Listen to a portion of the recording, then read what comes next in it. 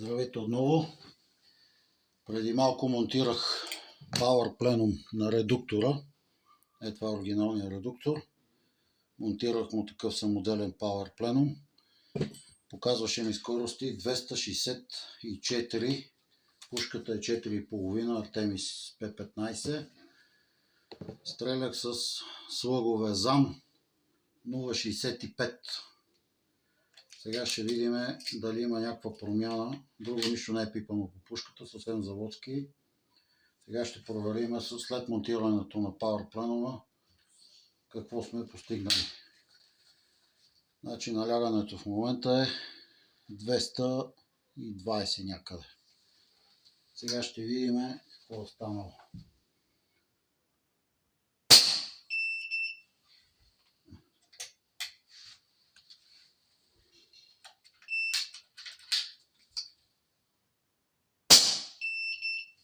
Какво става?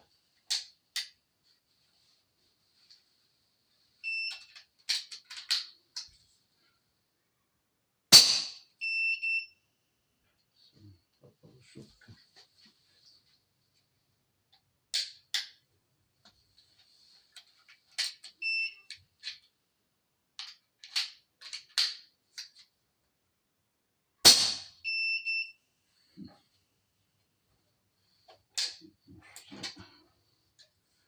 Сега ще проверим, ще го погледна хромото и ще видя какво е станало.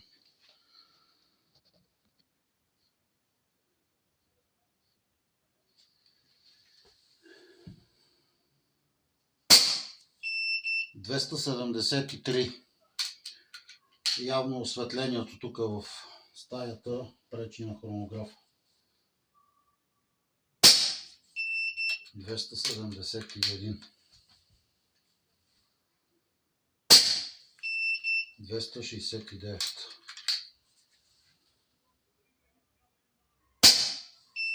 271.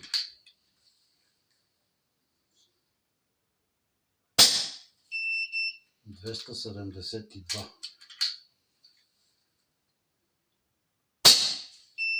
272.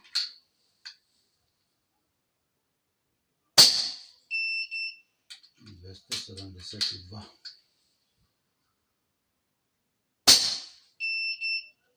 272.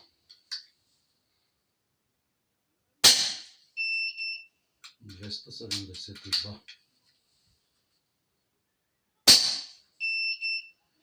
271. Барабана свърши. Само да запаля. Включи осветлението. В момента е 190 бара в момента.